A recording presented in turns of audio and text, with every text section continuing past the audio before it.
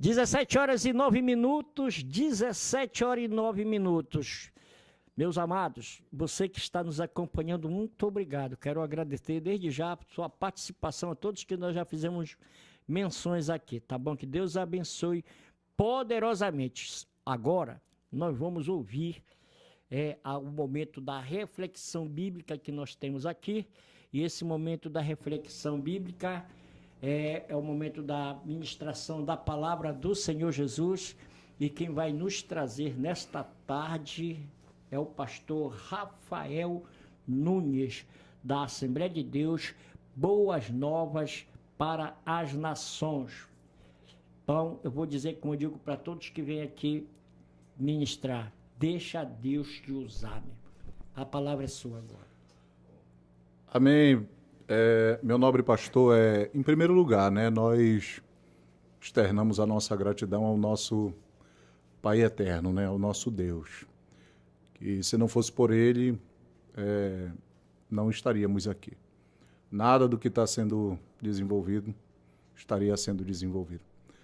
E depois também agradecer pela graça, né, pela confiança da sua parte. Também o Nilson também é um grande amigo. Eu acredito que o Nilson possa estar nos assistindo aí. Nilson, beijo no teu coração.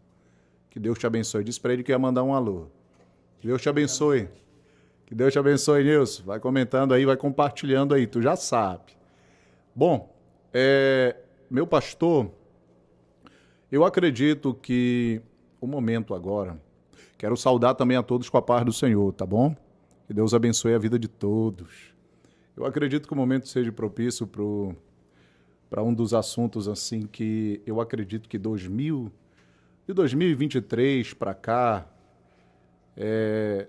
tem sido muito debatido, que é a questão escatológica, a doutrina dos fins dos tempos. Particularmente falando, como pastor de igreja, necessariamente não, você que está assistindo, necessariamente você não precisa concordar comigo, mas eu tenho um ponto de vista. Que nós, assim como liderança, essa área aí é um pouco exigida da nossa pessoa, meu pastor, sobre a doutrina dos fins dos tempos. Por quê? Porque nós estamos tão perto de um dos maiores eventos que vai acontecer e que, segundo a Bíblia, é a esperança da igreja, que é o arrebatamento, né? É o evento pela qual a igreja será retirada da terra. E eu quero abrir a Bíblia e no livro de Hebreus, capítulo 9, verso de número 28, apenas um versículo para a nossa reflexão. Diz assim: assim também Cristo, oferecendo-se uma vez para tirar os pecados de muitos, aparecerá segunda vez, sem pecado, aos que o esperam para a salvação. Bom, esse versículo aqui, ele precisa ser compreendido de duas formas. O que se refere à palavra segunda vinda de Jesus? Na nossa declaração de fé das Assembleias de Deus, nós acreditamos que o Senhor Jesus virá pela segunda vez, e essa segunda vez ela se divide em duas fases. A primeira fase, apenas para a igreja, apenas para o povo de Deus, aonde o povo de Deus se encontrará com Jesus nas nuvens, e quem vai ser o principal protagonista, vamos se dizer assim, da recepção da noiva, é o nosso Senhor Jesus. Essa é a primeira fase, aonde a igreja será retirada da terra. A segunda fase, ela está relacionada à vinda de Jesus com a igreja, com a sua miríade de anjos, justamente para derrotar o anticristo, para derrotar o falso profeta, lançá-los no lago de fogo. Eles cortarão a fitinha de inauguração. Eu, quando estou conversando com alguém a respeito disso, sempre falo isso. quem vai inaugurar o inferno, né? O lago de fogo, conforme está registrado em Apocalipse capítulo 20, né? A partir dos versos de número 11 em diante, será justamente o anticristo e o falso profeta. Nessa segunda vinda de Jesus, tá? Jesus implantará o seu governo milenar e no começo, entre o final do período tribulacional, meu pastor, e o começo da implantação do seu governo, que é o governo milenar, haverá ali o julgamento das nações com base em Mateus capítulo de número 25, aonde está registrado que o Senhor separará as ovelhas dos bodes, né? Bom, mas o versículo de número 28 de Hebreus capítulo 9 se refere a qual desses dois eventos? Eu acredito, biblicamente, que se refere ao primeiro evento, que é o arrebatamento da igreja. Bom, trabalhando em cima desse versículo aqui, nós entendemos que o mundo em si, ele não aguarda o arrebatamento, meu pastor. Você que está nos ouvindo aí, está nos acompanhando aí pela rádio, pelas mídias aí, pelas outras plataformas, nós acreditamos que o mundo não aguarda o arrebatamento.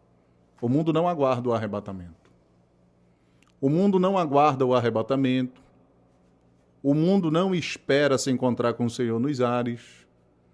O mundo não entrará na câmara nupcial. O mundo não espera participar do tribunal de Cristo e muito menos nas bodas do Cordeiro. O mundo não aguarda isso. Diante de tudo que nós estamos vendo hoje, não só no Brasil, mas em outros países, nós estamos observando que uma das profecias que se encontra na segunda carta de Paulo aos Tessalonicenses, capítulo de número 2, que o ministério da iniquidade já opera, ou seja, tem se intensificado cada vez mais. Ao passo em que Jesus se aproxima neste evento que é o arrebatamento, a saída da igreja, que vale ressaltar uma coisa aqui, nós precisamos entender que a igreja está nos últimos passos para encerrar a sua peregrinação na terra. Até então, o apóstolo Pedro, né, na sua primeira epístola, no capítulo 1, se não me falha a memória, parece que é no verso de número 14, ele chama a trajetória da igreja, da eleita do Senhor, como peregrinação, ou seja, de fato a igreja ela é peregrina. Peregrino é todo aquele que faz uma longa jornada, né, para ir para um determinado lugar, para uma outra terra, com um propósito de adoração, Como a gente vê aí anualmente, né, certos eventos, certas peregrinações, procissões aí, simbolicamente o que Pedro está dizendo é isso daí. Então, a igreja está peregrinando na terra e o mal, o ministério da impiedade, da iniquidade, cada vez mais se intensifica de forma processual. Mas a igreja, ela está pronta, meu pastor. Eu acredito nisso, que a igreja está pronta. E que base eu defendo e que a igreja está pronta? Lá em 2 Coríntios, capítulo de número 11, verso de número 2, Paulo afirma que ele estava preparando aquela igreja como uma noiva, e aí ela vai falar o perfil, as características daquela preparação. Lá ele envolve santidade e irrepreensão, e que ela está sem mácula, imaculável. Então esse é o perfil de fato da igreja que será arrebatada, da igreja que aguarda, né, a vinda de Jesus pela segunda vez. Irrepreensível, santificada, até pronta, preparada, com azeite em suas lamparinas, aguardando o que vai acontecer brevemente. Então, Paulo estava doutrinando a igreja de Coríntios justamente nessa linha doutrinária sobre a importância da preparação. Então, por que é necessário hoje, voltando a repetir, necessário hoje nós, como líderes, falarmos sempre um pouco mais sobre a doutrina dos fins do tempo, sobre o arrebatamento. E é de se espantar, meu pastor, também observando, eu converso com algumas pessoas e nas nossas conversas eu sempre comento que, infelizmente, eu não vou citar nome de denominações, que isso seria antiético da minha parte, mas é assim, é incrível como nesses últimos dias o povo está sendo praticamente aconselhado, instruído, preparado apenas para viver nessa vida aqui. Apenas para viver nessa vida aqui. Então quer dizer que você não vai planejar mais? Quer dizer que você não vai projetar mais? Quer dizer que você não vai construir mais? Quer dizer que a sua vida vai parar? Quer dizer que você não vai fazer mais uma faculdade? Quer dizer que você não vai planejar, projetar com a sua família? Não, eu não estou me referindo a isso daí.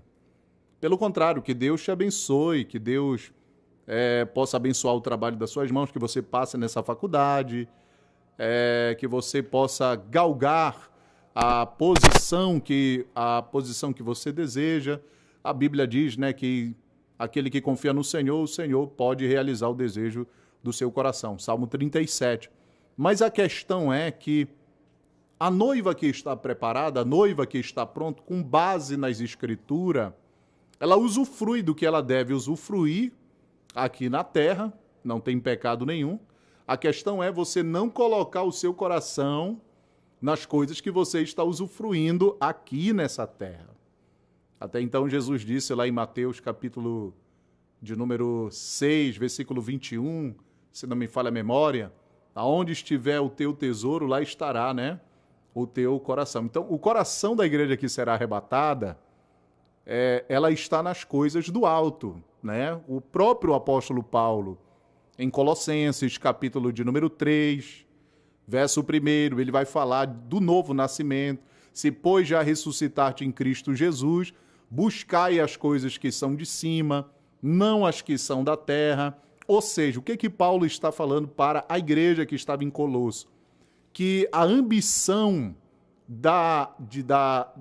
dos membros dos participantes daquela comunidade que estava em Colosso, daquela comunidade de fé, outrora a ambição estava na horizontal. Essa é a visão do homem natural. Qual é a ambição do homem natural? Ele não anda pela fé como a noiva, como a igreja que será arrebatada anda.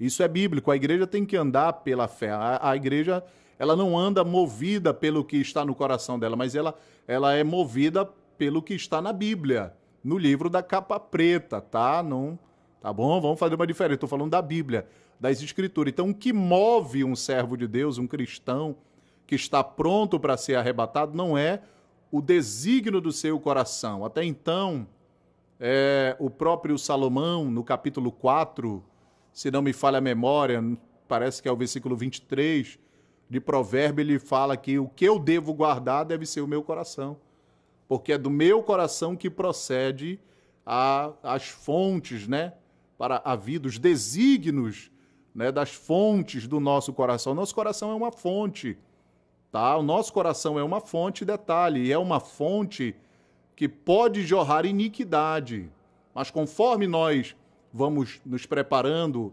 através da palavra de Deus, sendo orientado, admoestado, aconselhado, advertido pela palavra de Deus, essa fonte aí, ela vai se tornando limpa.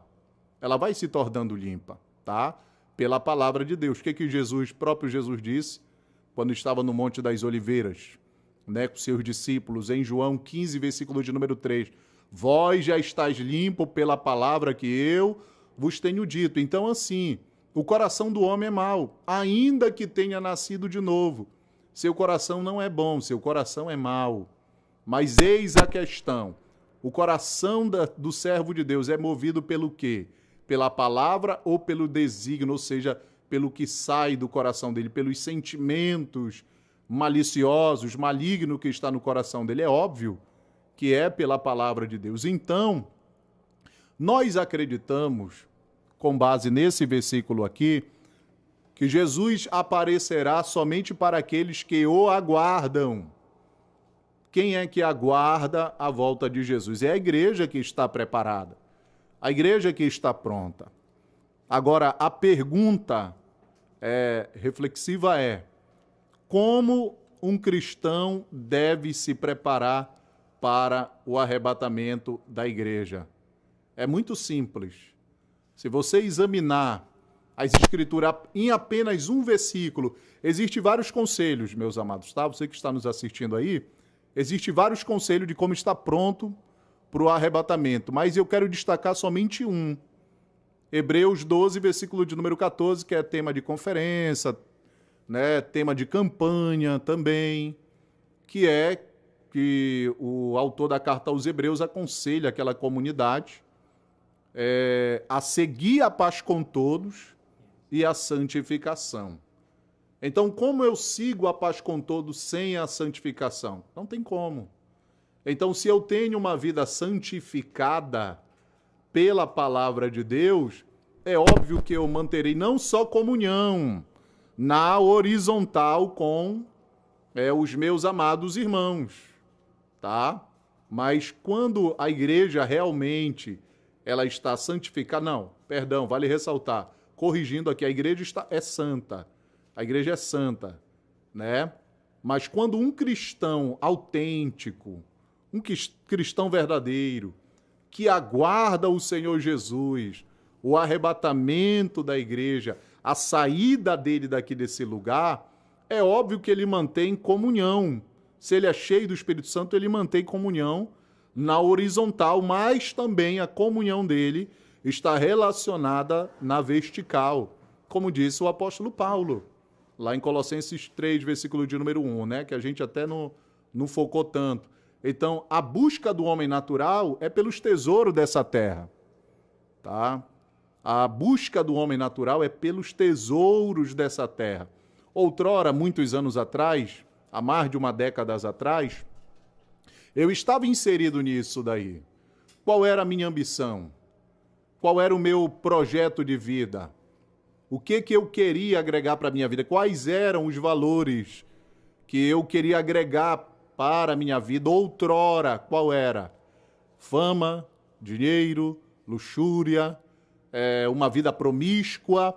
Mas a partir do momento em que é lhe apresentado Jesus, interessante que um pregador do século XIX, conhecido como Charles Spurgeon, a gente estava falando sobre evangelismo de rua, isso é muito importante, o evangelismo de rua. Acabando daqui, meu pastor, eu estou indo justamente para a gente fazer um evangelismo, um culto ao ar livre também, próximo da nossa comunidade. Charles Spurgeon, falando sobre evangelismo, ele falou que o evangelismo, figuradamente falando, não se escandalize, eu sei que eu estou aqui pregando para cristão maduro. O evangelismo é como alguém levar um pedaço de pão para um morador de rua, para uma pessoa que está em condição de rua. Ele chamou nas suas escritas, nas suas cartas, do seu ensinamento, de mendigo. Ou seja, quando alguém está evangelizando, você está levando pão para aquela pessoa, ou seja, a palavra. A fé vem pelo ouvir e o ouvir da pregação do evangelho, não é isso? Romanos 10, versículo 17. Então, quando aquela pessoa aceita, porque é Deus quem move, o Espírito Santo, João 16, quem convence o homem do pecado, da justiça e do juízo, é o Espírito que move o coração do homem. Então, lhe é apresentado o dono daquele pão. Ele é apresentado uma fonte de água que jorra, aquela fonte que foi apresentada em João 4, não é isso? Para a mulher samaritana, né? É-lhe apresentado Jesus.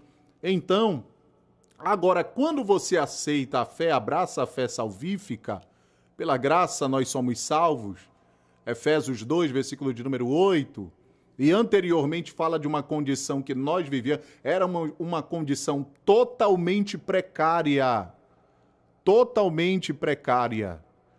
Éramos sujos, éramos desprovidos de graça, éramos inimigos de Deus, estávamos alheios às promessas, vinculada até então, biblicamente, conforme a carta de Paulo em Efésios 2, a Israel. Porém, pela graça, nós somos salvos. E isso não é um dom oriundo de nós, isso é dom de Deus, para que ninguém se glorie, disse o apóstolo Paulo. Então, quando você aceita Jesus, agora a sua busca, agora ela não está mais na horizontal, agora a sua busca está nas coisas do alto. Não é que a sua vida deva parar, a sua vida aqui, já para me completar, não é que a sua vida social, não é que sua vida profissional, sua vida familiar, com base no que eu estou dizendo, deva parar. Não é nada disso daí. Não é nada disso. Você tem que balancear a sua vida. A igreja que vai ser arrebatada, ela sabe se portar em sociedade, sabe se portar na faculdade, sabe se portar na família, sabe se portar em outros ambientes. A igreja que será arrebatada é assim. Então, isso não significa que você deva parar. Você ainda está na terra. Você deve pagar suas contas, você deve negociar, você deve comprar, você deve investir em você, você deve investir na sua família, você deve investir nos seus projetos, nas suas particularidades. Isso daí não é pecado. Mas você deve ficar sabendo que esse evento aqui vai acontecer. Uma das coisas que eu defendo é a iminência do arrebatamento. A palavra iminência está relacionado a algo que vai acontecer a qualquer momento. Então, uma das características do arrebatamento é a iminência. Ou seja, o arrebatamento é um evento secreto, sobrenatural e surpreendente. O arrebatamento é um evento secreto, sobrenatural e surpreendente. Só que a igreja não será pega de surpresa, vale ressaltar isso daí. Às vezes a gente usa aquele versículo lá de Mateus 24, se não me falha a memória, parece que é o 44, que Jesus virá como um ladrão, não é isso? Virá como um ladrão, e se o pai de família soubesse, né, a que hora o ladrão viria para arrombar sua casa, ele não dormiria, mas ele vigiaria, né? Para que sua casa não fosse arrombada. E aí a gente faz essa aplicação, às vezes, a nós, mas é assim. Eu, particularmente, vejo esse versículo que Jesus virá como um ladrão, pela segunda vez, está relacionado ao arrebatamento da igreja, ele virá como um ladrão para o mundo, porque o mundo não aguarda. O mundo será pego de surpresa, tá? O mundo será pego de surpresa. Você está numa avenida, você está aqui no bairro de Nazaré, você está andando, você está com um cordão de ouro, e de repente você não está esperando ser assaltado, né, pastor Alessandro?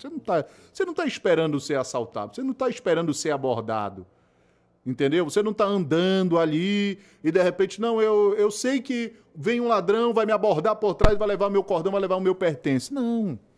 O mundo será surpreendido pelo arrebatamento, mas, meu pastor, você que está vendo, o mundo não, a igreja não será surpreendida. Ainda que o arrebatamento seja eminente, surpreendente, sobrenatural, porque eu acredito biblicamente, com base nesse versículo de número 28, tem mais versículos, que somente a igreja verá, tá, o noivo vindo até os ares, o mundo não verá. Há também uma certa divergência, uma boa divergência, tá, teologicamente, é que alguns acreditam que Jesus virá de forma visível e todo mundo verá. Isso é verdade. Mas, particularmente falando, isso vai acontecer só no final do período tribulacional. Tá? Somente no final do período tribulacional, que eu expliquei no começo aqui da ministração, que Jesus virá para derrotar o anticristo, o seu exército, para sancionar juízo às nações que são consideradas pela Bíblia simbolicamente como bodes, não é isso? Para inaugurar o seu milênio também, né? Satanás será preso, haverá prosperidade, conforme as profecias no livro de Isaías, a terra se encherá do temor do Senhor, da doutrina do Senhor, não haverá mais guerra, não é isso? As armas de guerra serão convertidas em enxadas, em trabalhos, ou seja, a terra prosperará. Então, Jesus virá sim de forma visível, mas não para a igreja. Não para a igreja. Quando ele virá de forma visível, ele virá na companhia da igreja, ou seja, da esposa, que já passou pelo tribunal de Cristo, já foi galardoada, já participou das bodas do Cordeiro, tá? Agora a igreja virá, ou seja, a esposa virá na companhia de Jesus e vice-versa, e todo olho verá. Cumprimento de Apocalipse 1, versículo de número 7. Eis que venho com as nuvens e todo olho verá. Mateus 24, versículo de número 30. E outra vez vereis o sinal do Filho do Homem no céu, e todo olho verá vindo com poder e grande glória. Mas a vinda do Senhor Jesus, surpreendente de forma sobrenatural, secreta, ou seja, iminente, é apenas para aqueles que estão prontos com base nesse versículo. Tem mais versículos. Tem mais versículos. Então, a igreja tem que estar com as lamparinas acesas. E aqui eu encerro. A igreja, o perfil da igreja que será arrebatada. No Antigo Testamento, eu tomo como base quem? Enoque. Gênesis, capítulo de número 5, versículo de número 24 e 25. Andou Enoque com Deus, e não se viu, porque Deus o tomou para si. Meus amados irmãos, você que está nos ouvindo, uma das características no Antigo Testamento da igreja que será arrebatada é a igreja que tem um bom relacionamento com o Espírito, com Deus, com Jesus, ou seja, com a Trindade e com a palavra.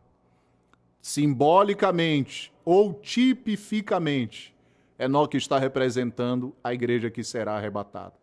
Mas também nós olhamos em 1 Reis, capítulo de número 19, um grande personagem também enigmático também, que foi arrebatado. Quem é esse? O profeta Elias.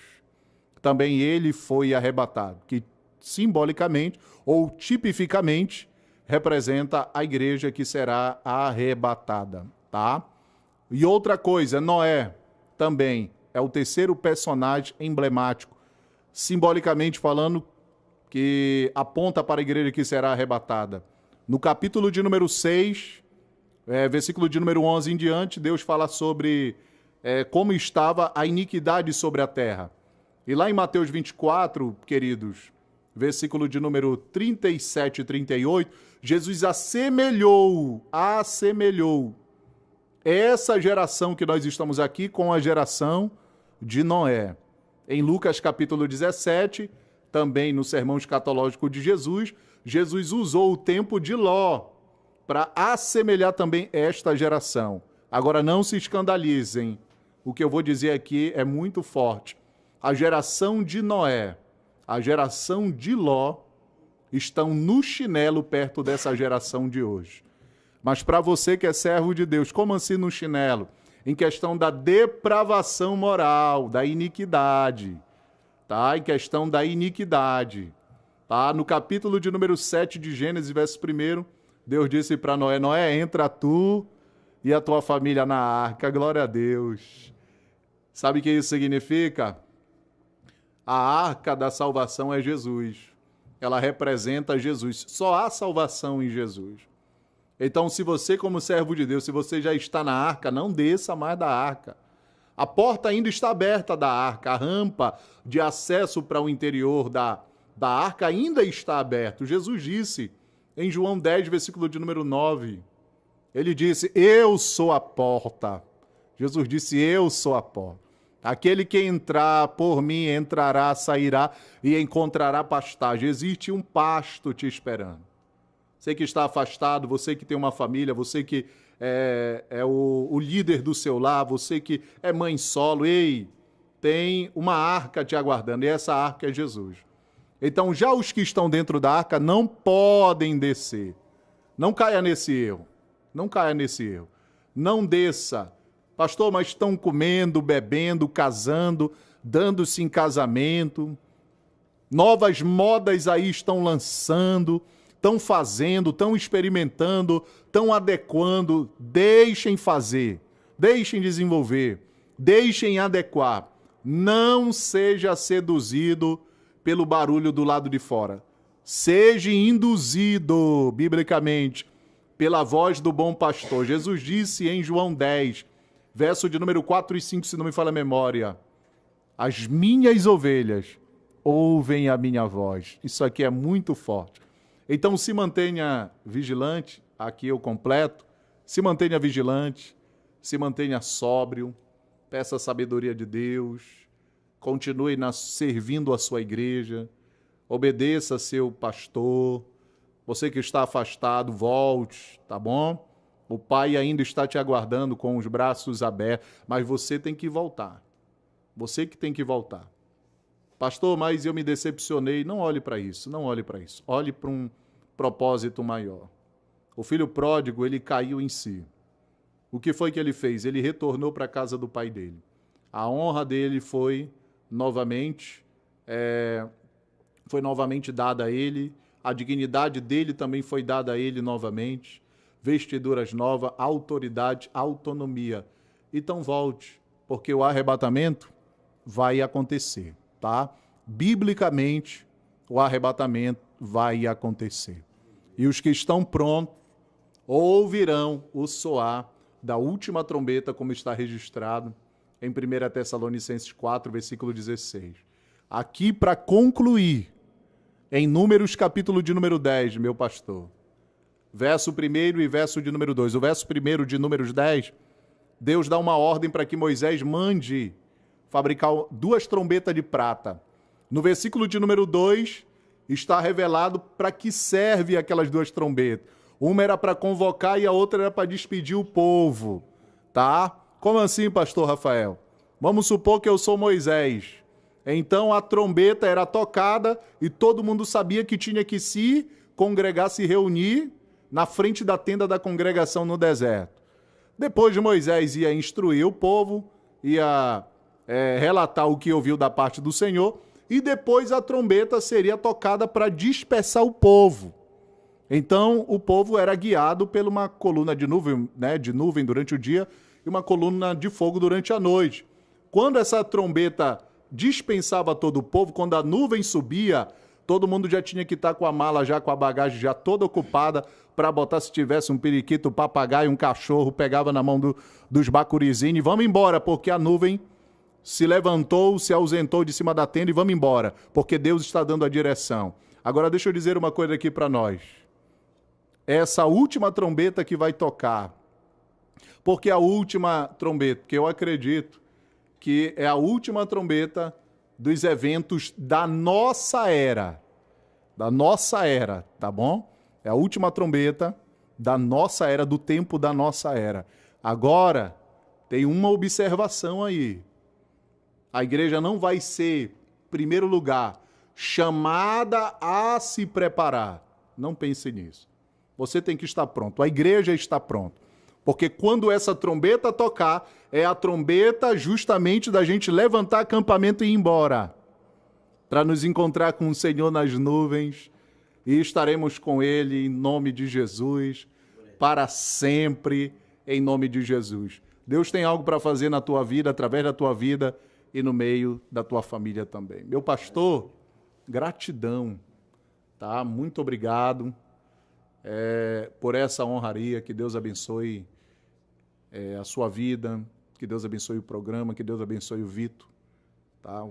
Aqui o nosso amigo aqui da mídia, que Deus possa abençoar vocês em nome de Jesus, tá? Você que está nos ouvindo, que Deus te abençoe, em nome de Jesus.